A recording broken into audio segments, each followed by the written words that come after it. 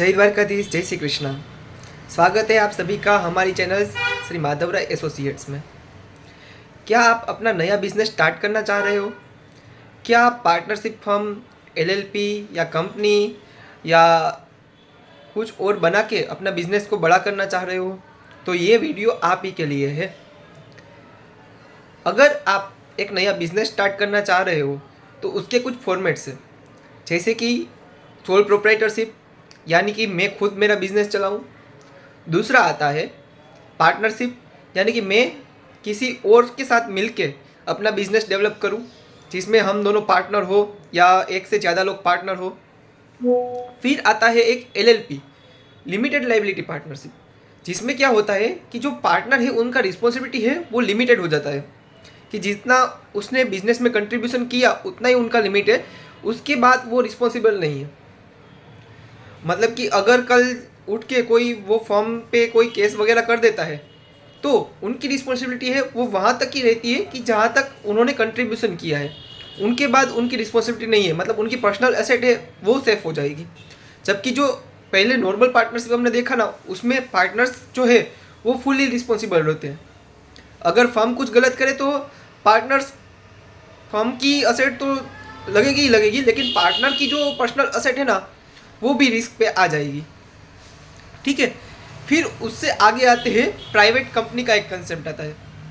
उसमें आप इंडिविजुअल भी बना सकते हो या दो या उनसे ज़्यादा लोग मिलकर प्राइवेट कंपनी बना सकते हो।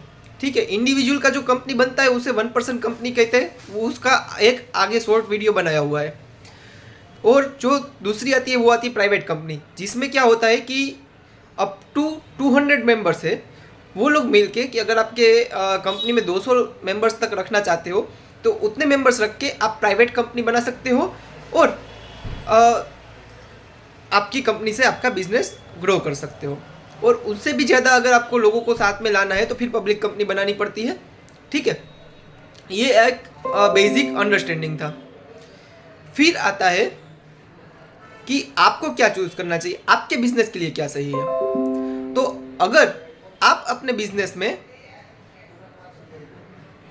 आगे बढ़ना चाह रहे हो या आपका ऑलरेडी बिजनेस सेटअप है और आप उसको आगे नेक्स्ट लेवल पे लेके जाना चाह रहे हो, तो नॉर्मली अगर आप एलएलपी या प्राइवेट कंपनी के बिजनेस में जाते हो तो उसमें क्या रहता है कि वो मिनिस्ट्री ऑफ कॉर्पोरेट अफेयर्स की साइट पे रजिस्टर रहता है। तो उनकी वजह से आपको बहुत सारे, एक तो आपका जो लाइबिलिटी है, रिस्पॉन्सिबिलिटी है, वो तो लिमिटेड हो ही जाता है, वो तो आपको बेनिफिट मिलता ही है। ऊपर से आपको लाइसेंसेस वगैरह लेना आसान हो जाता है, लोन्स वगैरह लेना आसान हो जाता है। तो आप या तो एलएलपी या कंपनी फॉर्मेट में जाओ अगर आपको बहुत बड़ा बिजनेस करना है, और अगर आपका छोटा बिजनेस है या मिड साइज बिजनेस है तो आप इंडिविजुअल या पार्टनरशिप फॉर्म में रह सकते हो।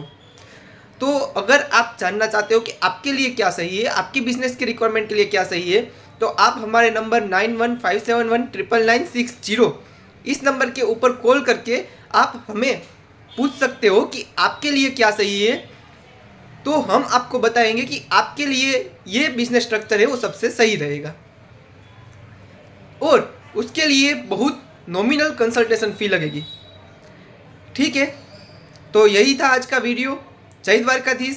Thank you very much.